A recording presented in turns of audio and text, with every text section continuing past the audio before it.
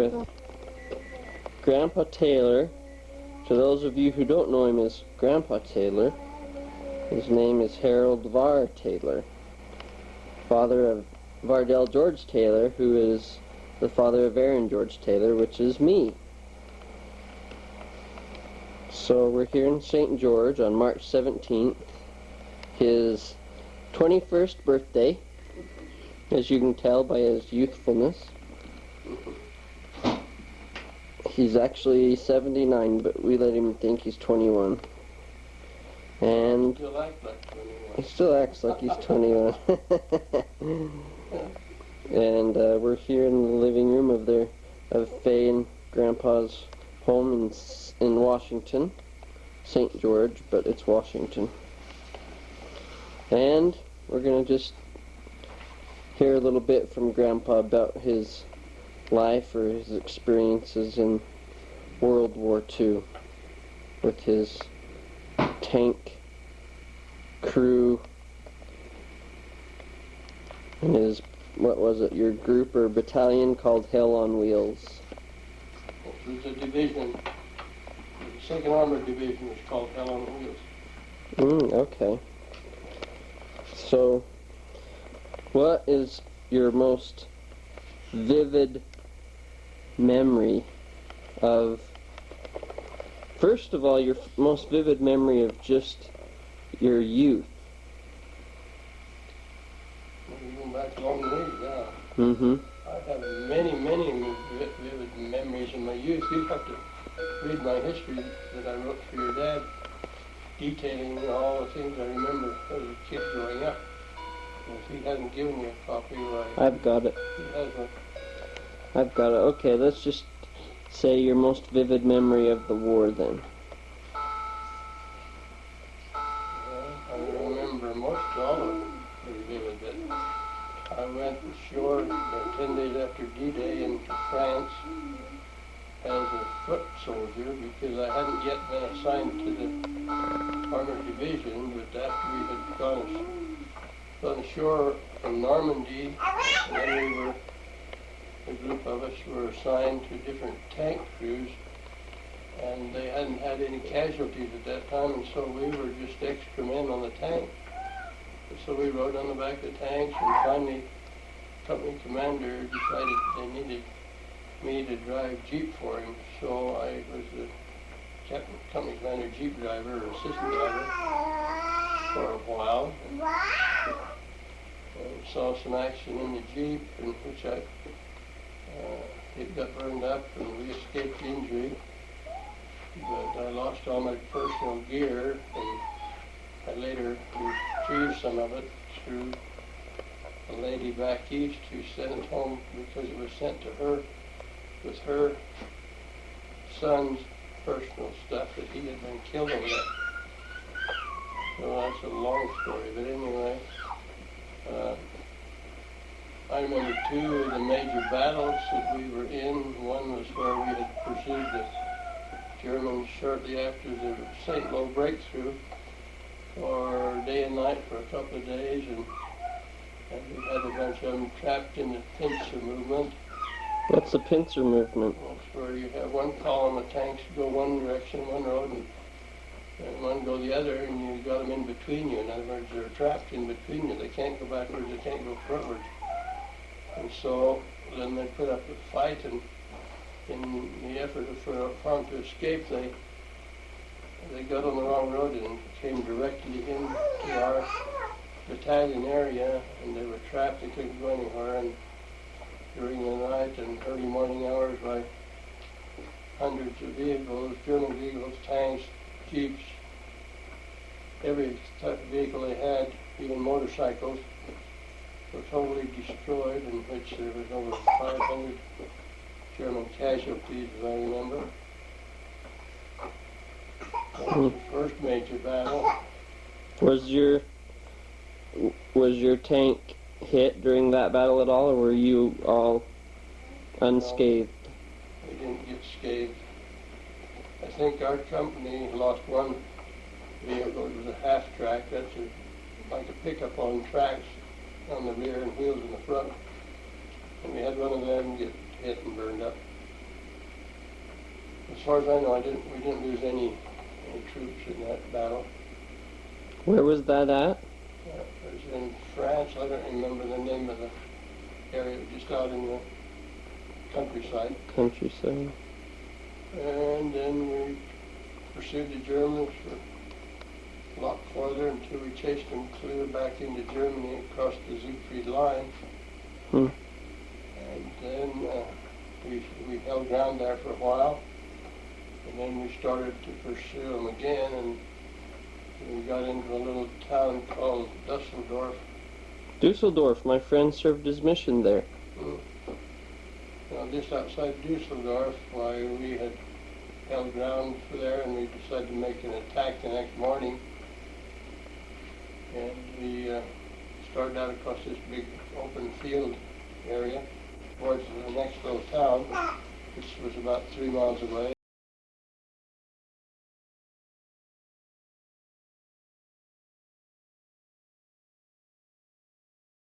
And we got maybe a third of the way across that big valley, or that big open area, and we started to take enemy fire. And before long, my tank had been hit by a German Super Tiger tank, and it caught fire and burned. And in so doing, two of my team crewmates were killed.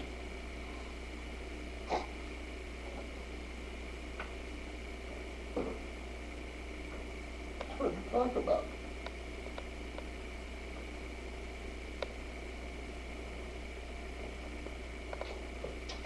And the other 3 of us were wounded slightly, but we all got out, and luckily, when I got out of the tank, I was starting to run towards the rear to get away, and there was a foxhole there, but 2 fellows in it.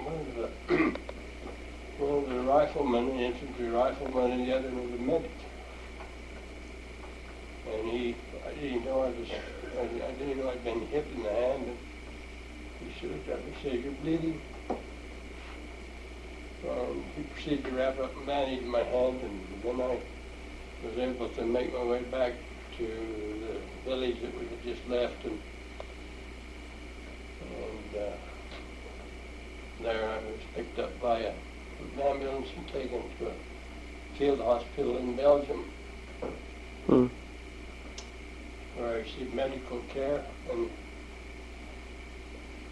we were in the tent hospital for 10 days, unable to fly us back to England. And during that time, because of the burns I received on my hands and face, they had me bandaged up. I couldn't see or couldn't feed myself or anything for 10 days. So you were burned on your face and everywhere?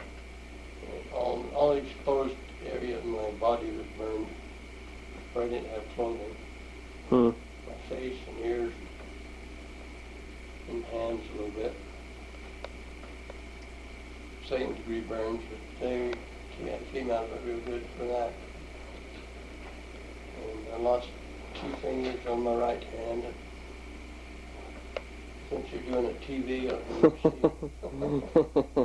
What are they good for now, though? You make good use of those. I get along pretty good. In fact, I had a bishop in Draper commented to some other people in my presence that I could do more work with a hand and a half than most people could do with 2 hands. That's a good compliment. Anyway, after I was in the hospital in Belgium, then they flew me to England, and I was hospitaled there from November until January, and then they put us on a ship, a hospital ship, and sent us to New York. And there we boarded the train and went to California and was in a hospital in Palm Springs, California for the remainder of the time, and I was discharged in February of 1945. And the war ended when? It ended about a year later. Well, not in Europe. It ended let's see, that summer, so just 6 months or so after I was home, where the European theater ended, but the Japanese were not defeated for another year after that. Hmm. So that's a brief summary of what went on. And you won the Purple Heart Award? Well, you were awarded the Purple I Heart. was awarded the Purple Heart and big conduct medal and a couple of hash marks for being in the Army. I probably spent less time in the Army than 90% of the soldiers because I was only in there a little over 18 months. Took my basic training and went into action and moved it and back home and discharged in 18 months. Hmm. So I had no opportunity to become an advancement in rank. So I went in as a private and I was still private when I was discharged. What could you remember that you could tell us about? Do you remember your grandparents? No, I don't remember them because all my grandparents were dead before I was born except my grandmother Taylor. And she died when I was only 3 years old, so I don't have any recollection of her other than a brief memory. I remember one time when an elderly lady came to our house for a visit, and I remember she sat there and held me on her lap for a minute, and that's all. Hmm. Whether it was her or someone else, but I do remember that. But she died when I was only about 3.5. What? My only living grandparent. That was Grandma Taylor. What memories do you have, fond memories or fun memories do you have of your parents? Oh, it would take 100-page novel to tell your life. Okay, well They were just great, hardworking, honest people. what about, tell us how your mom said you were born. Well, I asked my mother one time where I came from when I was a little boy, and she said, well, we picked you off a gooseberry bush. During the blizzard in March 17th. So they felt sorry for you, or you were cute, or what? Well, I don't know. They didn't tell me that, but they put up with me, so I guess it's all right. Yeah. I'm sure some of my older siblings resented me because they felt like they had too many kids, and I was the 9th one, so some of them would probably just ship me right back if they did. They probably wish they wouldn't have stumbled across that gooseberry bush. Right. We had a wonderful family relationship. Were you the youngest? 9 kids. Yeah. Hmm. Only 4 out of the 9 still are alive. My oldest, not my oldest sister, but my second oldest sister is now 87. 87. Which is her name? Thelma Buchanan. And then I have a brother, Weldon, who's 86, who's still alive. And I have a sister who's 3 years older than me, Leah, who's 81 now. And that should be 82. Still alive. And we're all pretty healthy for our age. That's pretty good. Yeah, I've been fishing a lot with Weldon and you. Well, a few times. Yeah. I have some good memories of that up the Strawberry. He called me this morning with me happy birthday. He's living in Murray, Utah now. My sister Leah, who's my buddy growing up, and we used to get into a lot of mischief together. She lives in South Weber. And then my sister Thelma, she is now living with her son up in Idaho. She's unable to live alone because she's got Alzheimer's a little bit. And her husband died just a few months ago, so she's alone now with her kids. Hmm.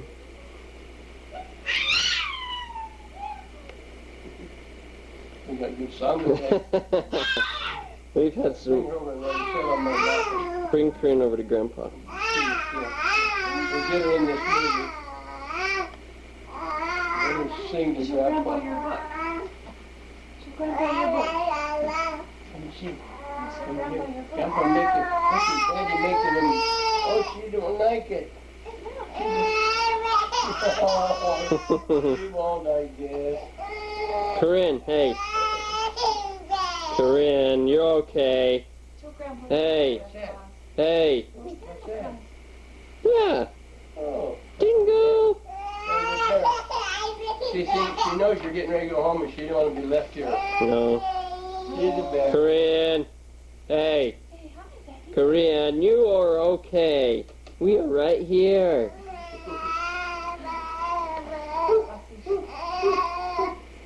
She has to pick. She sees the pretty flowers on the trees. She'll look at this with her. Oh yeah, she likes these dogs. Hmm? Hmm? I'll show these Hmm? on my birthday card From Faye's daughter. on her family. Yeah. Ooh, What does the ooh, dog say? ooh, ooh. Yeah, she's not too happy, so we let her go back to her mommy.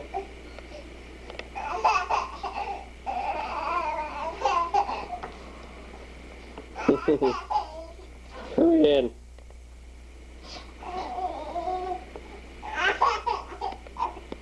She's kind of whining. It's Grandpa's. I guess we would call it your memorial box. And when he dies, which won't be for another 40 or 50 years, there will be a U.S. flag that he gets, and it'll be folded in a triangle, and it'll go right in that triangle. We've opened the box, so it's open. But you can see right here on the left, that is the actual Purple Heart Award with the, what is that? It's the side view of George Washington on it.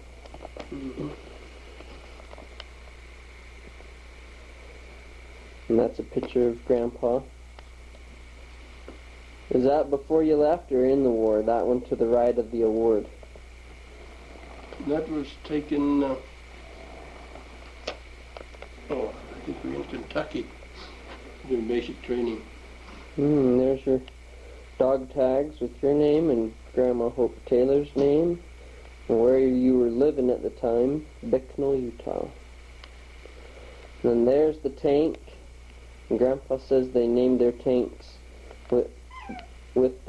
they came up with the word from the letter of their company they were in. So this tank on the side of it, you can't see it, but the word below the star says audacious, because they were in company A for audacious.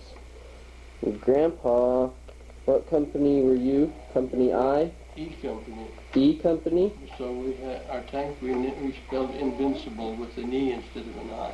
Invincible. Mm-hmm. That was a good tank name. And then right in the center is a story, a little short history Grandpa was asked to write. Who asked you to write that article? The newspaper in Richfield asked all veterans to send in a short resume of their war experiences.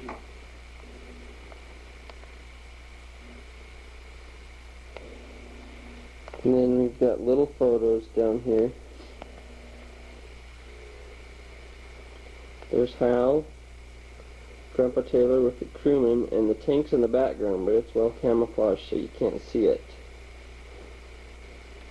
That right there is in France in 1944. They're in front of a monument. I don't know what that monument is. And I don't remember either. And there's them in Belgium, and there's a sign all the crowd's holding up. And it says, you can't read it, but it says, "Welcome, friends."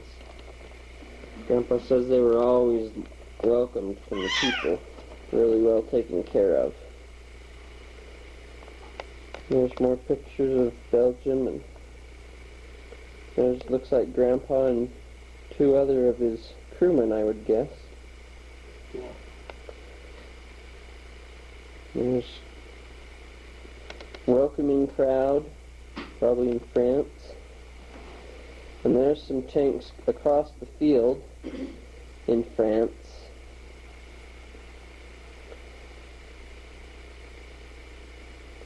And that's Grandpa with Lawrence Garland. Was he the driver? Yeah, he was actually the bow gunner, but he was the driver the day we got wounded. So he got out then. Yes. And Peter Zaboo, he was in Paris on a week's vacation, so he missed that particular battle. wow, he was really watched over. And there's the whole tank crew, but the picture's fuzzy. Do you remember all their names in that picture? I tried to remember them a while back, and there's two in there I can't remember. So there's you. You can remember Lawrence Garland. and Peter Zaboo. Yeah, and the sergeant in charge of the tank was Hewlin Garner. Also, there was a Garner and a Garland. Yes.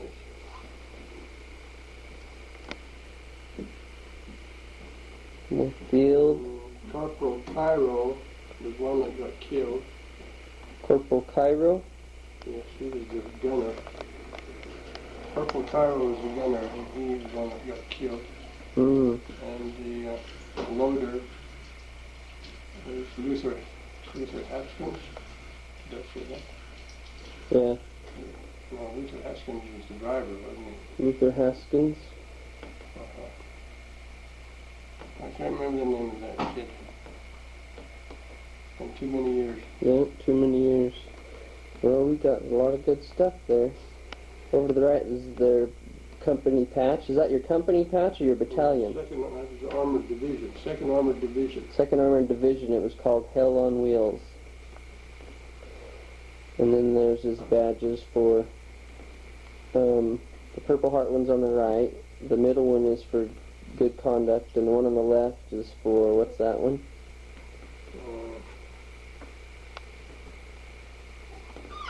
Every year you got one for so many years. No, the one with the stars on it. Under the... Oh, that's a... what do they call it? European Theater of Operations. This is a European Theater of Operations, and each star represents a major battle. Oh, so the two you described.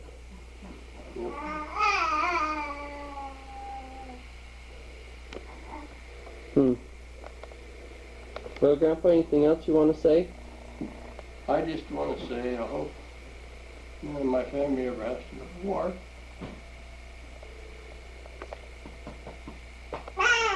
It's a terrible thing. Thanks, Grandpa. Appreciate you sharing this with us. I get emotional about this. Yeah, that would be hard not to. And there's all the beautiful family in the pictures. Look at that. What a great family. There's more over there.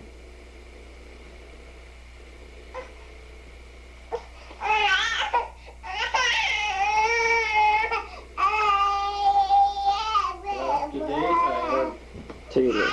four children, 16 grandchildren, 12 boys and 4 girls who are grandchildren, and I have 6 great-grandchildren.